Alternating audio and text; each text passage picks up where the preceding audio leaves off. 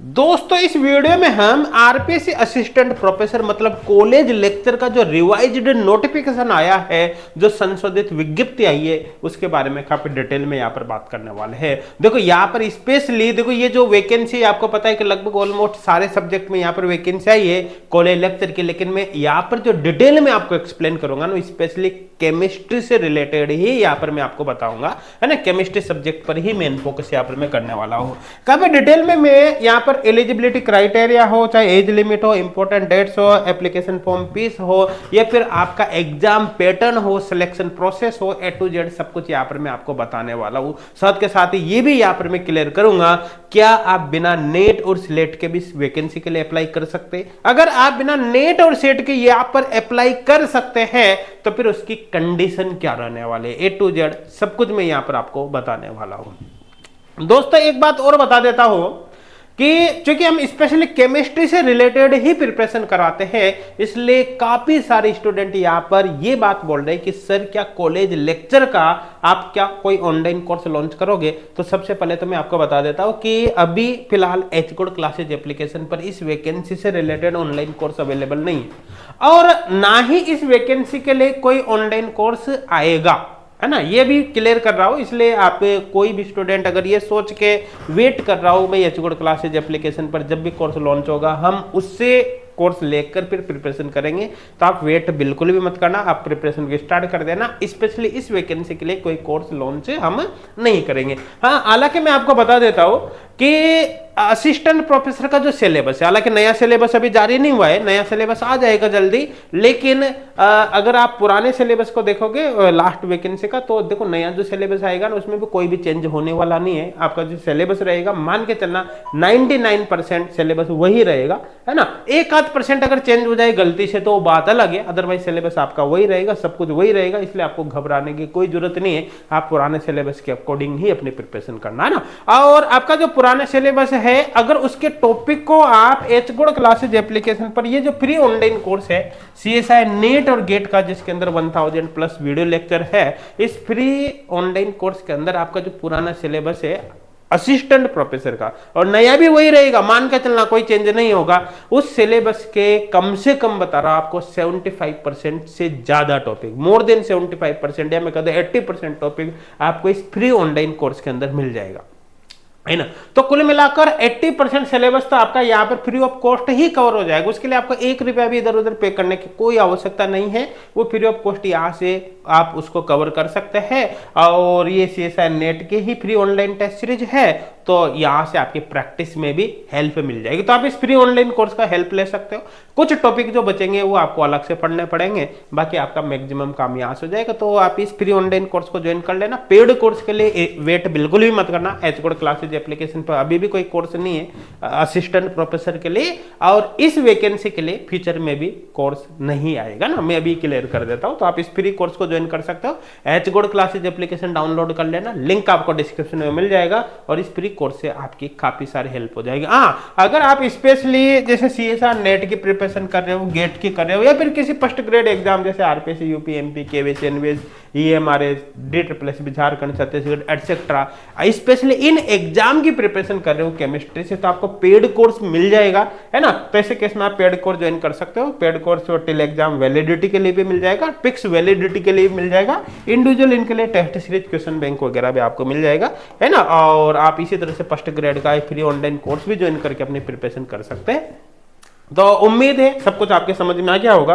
अब चलो अपन यहाँ पर वैकेंसी के बारे में बात कर लेते हैं। देखो आरपीएससी की जब आप वेबसाइट खोलोगे, वो ऑफिशियल वेबसाइट, तो उसी में जो न्यूज वाला सेक्शन है वहां पर आपको ये नोटिफिकेशन मिल जाएगा। जब आप इस नोटिफिकेशन को डाउनलोड करोगे तो यहाँ पर आपको पता चल जाएगा टोटल जो असिस्टेंट प्रोफेसर की वैकेंसी है वो यहाँ पर 30 विषयों के अंदर 30 अलग अलग सब्जेक्ट के अंदर निकली है ना। और टोटल यहाँ पर आप देख सकते हो ये इतने पदों पर वैकेंसी है। अब देखो ध्यान देना, जो अलग अलग सब्जेक्ट है उनकी बात मैं यहाँ पर नहीं कर रहा, मैं यहाँ पर स्पेशली जो बात करूंगा वो बात करूंगा यहाँ पर केमिस्ट्री के ना। और या फिर आप चाहो तो देख सकते हो ये सारे सब्जेक्ट है, मैं यहाँ पर समझाऊंगा केमिस्ट्री को ही, ये केमिस्ट्री वाला है ना। बाकी और सब्जेक्ट को भी आप यहाँ पर एक बार नजर मार सकते हो, कोई दिक्कत वाली बात नहीं है ना।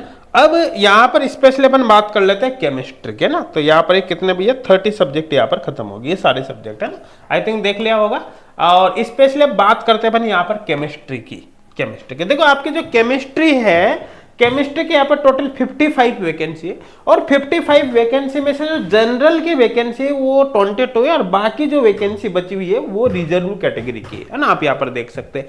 तो इस वैकेंसी का सबसे बड़ा बेनिफिट यहाँ पर क्या है कि 22 वैकेंसी अनरिजर्व्ड है। इसका मतलब है कि 22 वैकेंसी हर तरह के कैंडिडेट के लिए अवेलेबल है। ये 22 वैकेंसी है, इसी वैकेंसी पर अदर स्टेट के स्टूडेंट भी फॉर्म भर सकते हैं। तो कुल मिलाकर यहाँ पर देखा जाए तो राजस्थान के स्टूडेंट के साथ साथ ही अदर स्टेट के जो स्टूडेंट है उनके लिए भी एक बिग अपॉर्चुनिटी यहाँ पर है, क्योंकि काफी बड़ी वैकेंसी। देखो 22 वैकेंसी को आप कम मत माना, असिस्टेंट प्रोफेसर लेवल पर एक सब्जेक्ट में 22 वैकेंसी बहुत होती है, वो भी जनरल कैटेगरी से, रिजर्व कैटेगरी से तो है ही नहीं। तो जो राजस्थान स्टूडेंट है वो तो अपने अपने कैटेगरी से फॉर्म भर सकते हैं, अनरिजर्व्ड है तो यहाँ से, बाकी अपनी कैटेगरी से। लेकिन अदर स्टेट के अगर कोई भी स्टूडेंट अप्लाई करता है तो उनको आपको फिर जनरल कैटेगरी से फॉर्म भरना रहेगा, और आपके लिए जो वैकेंसी है ये मान लो 22 है, इस पर आपको अप्लाई करना है। आगे यहाँ पर बात कर लेते हैं भाई, अगर अपन एजुकेशनल क्वालिफिकेशन की यहाँ पर बात करें तो एजुकेशनल क्वालिफिकेशन क्या है कि आप केमिस्ट्री से जब अप्लाई करोगे तो कुल मिलाकर आपके पास एमएस होना चाहिए, एमएससी में 55% मिनिमम आपके मार्क्स होना चाहिए। हाँ, और साथ के साथ ही आपका या तो नेट क्वालिफाई होना चाहिए या फिर आपका सेट क्वालिफाई होना चाहिए। देखो ध्यान देना, अगर नेट क्वालिफाई है तो कोई दिक्कत है ही नहीं, आप किसी भी स्टेट से वो आप अप्लाई कर सकते हैं। लेकिन अगर आप सेट वाले स्टूडेंट है तो फिर सेट आपका राजस्थान का होना चाहिए। कहाँ का? राजस्थान का, तो अप्लाई कर सकते हैं। हाँ, अगर आपने सेट क्वालिफाई कर रखा है 2002 के पहले, कितना 2002 से पहले का अगर आपके पास सेट है तो उस कंडीशन में फिर वो किसी भी स्टेट का सेट हो फिर आप अप्लाई कर सकते हैं। लेकिन 2002 के बाद का सेट है तो उस कंडीशन में केवल राजस्थान के स्टूडेंट ही सेट के बेसिस पर अप्लाई कर सकते हैं, अदर स्टूडेंट अप्लाई नहीं कर सकते। अदर स्टूडेंट को फिर नेट के अकॉर्डिंग ही अप्लाई करना पड़ेगा। हाँ, जिन स्टूडेंट ने पीएचडी कर रखी है, पीएचडी है ना, पीएचडी वाले स्टूडेंट्स को यहाँ पर एग्जेम्प्टेड माना गया है, मतलब पीएचडी वाले स्टूडेंट विदाउट नेट और सेट अप्लाई कर सकते हैं। उनके पास नेट सेट हो या नहीं हो अप्लाई कर सकते हैं,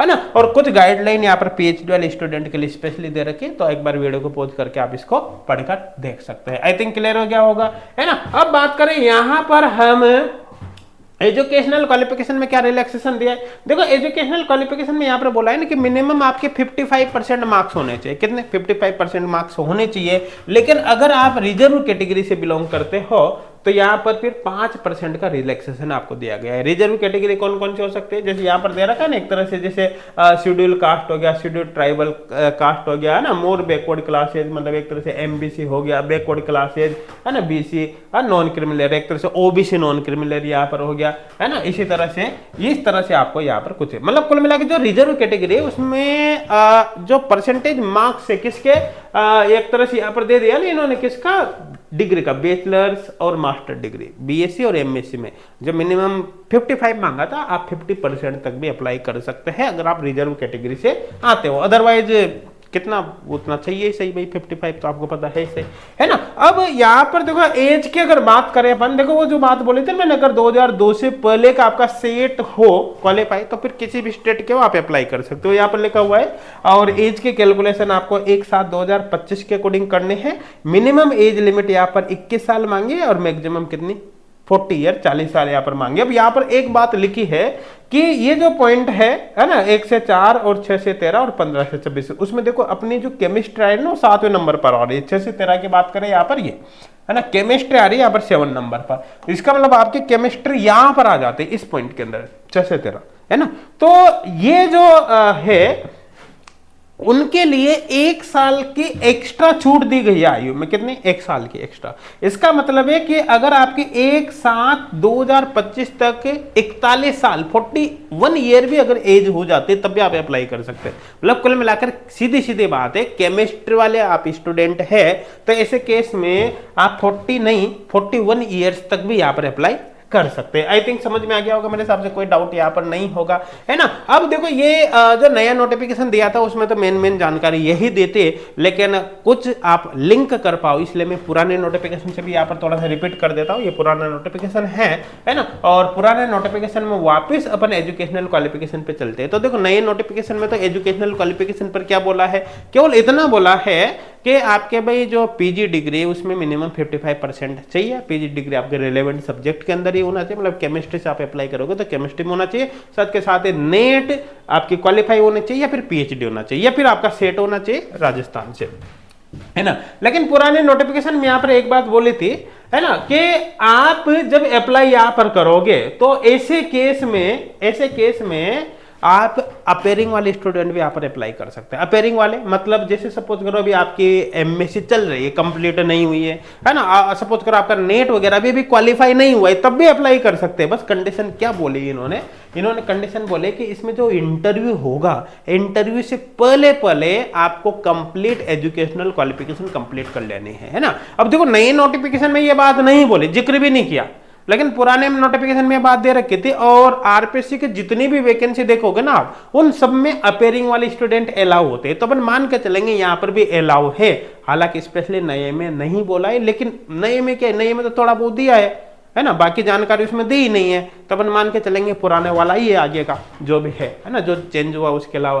तो कुल मिलाकर आप यहाँ पर मान सकते हो कि अपेयरिंग वाले स्टूडेंट यहाँ पर अप्लाई कर सकते हैं। बाकी तो जब फॉर्म भरना स्टार्ट होंगे तो सब कुछ ऑटोमेटिक क्लियर हो ही जाएगा, कोई दिक्कत है ही नहीं। तो आप अगर अपेयरिंग में अप्लाई करते हो जैसे विदाउट नेट या फिर आपकी अभी एमएससी पूरी नहीं हुई है, चल रही है, तो ध्यान रखना जब इनका इंटरव्यू होगा, इंटरव्यू तक आपकी एजुकेशनल क्वालिफिकेशन कंप्लीट हो जानी चाहिए। अब बहुत से स्टूडेंट का यहाँ पर सवाल ये आ जाता है कि इंटरव्यू कब तक हो सकता है, तो बता देता हूं भाई। इसका जो एग्जाम होगा ना दिसंबर में होगा, है ना, दिसंबर 2025 के अंदर, मतलब ये साल गया पूरा, है ना, लास्ट में होगा।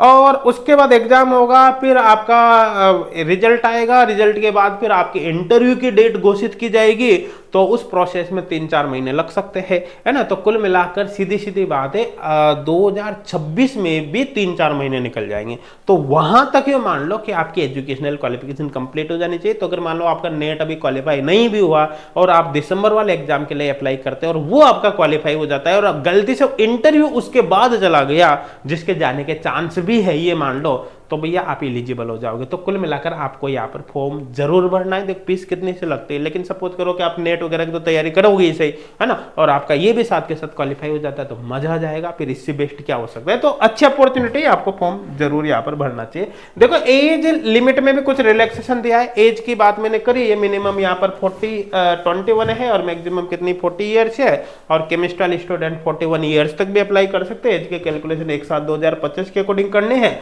अब यहाँ पर क्या है कि जो मेल कैंडिडेट है, मेल कैंडिडेट कौन से रिजर्व कैटेगरी के मेल कैंडिडेट है, रिजर्व कैटेगरी जैसे हो गया ना, एससी हो गया, एसटी हो गया, और यहाँ पर बैकवर्ड क्लासेज मोरबे का ना ओबीसी एमबीसी वगैरह यहाँ पर हो गया, या फिर ईडब्ल्यूएस सेक्शन हो गया, इनके लिए 5 साल का एज रिलैक्सेशन है। जबकि जनरल कैटेगरी के जो फीमेल है उनके लिए भी 5 साल का रिले। तो रिजर्व कैटेगरी के मेल और जनरल कैटेगरी की फीमेल के लिए 5 साल का एज रिलैक्सेशन है। और जो रिजर्व कैटेगरी की फीमेल है, रिजर्व कैटेगरी की फीमेल, उनके लिए फिर 10 साल का रिलैक्सेशन है। और जो यहाँ पर बात करो विडो और डाइवर्स वुमेन है, उनके लिए अपर एज लिमिट यहाँ पर नहीं है। उनकी एज कितनी भी हो, रिटायरमेंट से कम होनी चाहिए। देखो 60 ईयर के बाद अप्लाई नहीं कर सकते ना, लेकिन आपकी कोई अपर एज लिमिट यहाँ पर नहीं है। आई थिंक क्लियर हो गया होगा, मेरे हिसाब से कोई डाउट यहाँ पर नहीं होगा ना। अब यहाँ पर आगे अपन बात कर लेते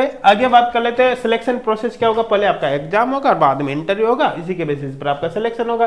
सिलेक्शन में दोनों के मार्क्स काउंट किए जाएंगे ना, इंटरव्यू वगैरह के और एग्जाम के। आपका जो पेपर है ऑनलाइन भी हो सकता है, ऑफलाइन भी हो सकता है, दोनों मोड में हो सकता है। और ऐसा हो सकता है कि यहाँ पर जो है 3 पेपर होंगे ना, तो उनमें से जैसे आपका सब्जेक्ट का ऑनलाइन हो जाए और जीके का ऑफलाइन हो जाए, क्योंकि जीके में ज्यादा स्टूडेंट रहते हैं, है ना, और सब्जेक्ट में कम रहते हैं, तो वहाँ पर ऑनलाइन होने के चांस है।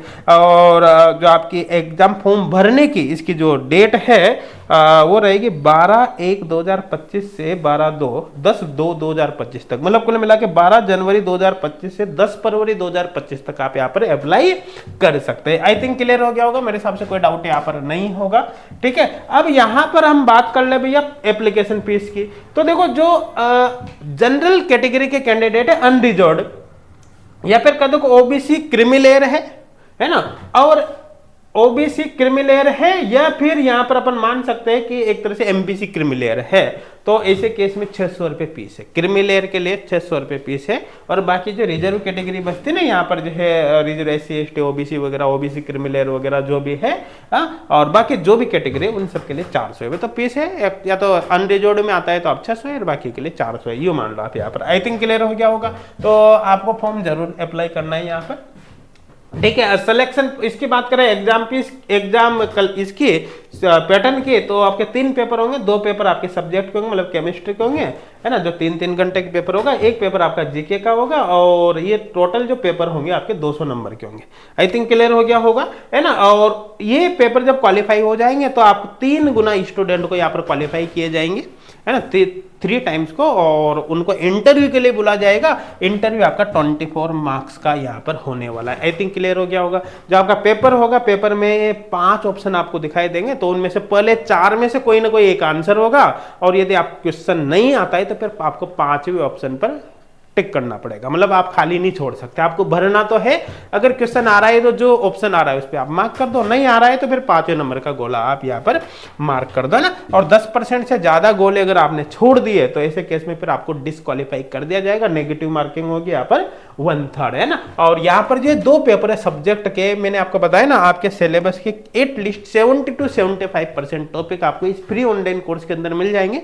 आप अपना सिलेबस उठा के देखना, फ्री ऑनलाइन कोर्स से उसको कवर कर लेना। तो अगर केमिस्ट्री के स्टूडेंट है तो एच गुड क्लासेज एप्लीकेशन जरूर डाउनलोड कर लेना, आपको काफी ज्यादा हेल्प होगी एग्जाम की प्रिपरेशन करने में। वीडियो को अपने फ्रेंड्स तक भी शेयर करना, ताकि आपके साथ साथ आपके फ्रेंड्स को भी इसका बेनिफिट हो सके। Thank you.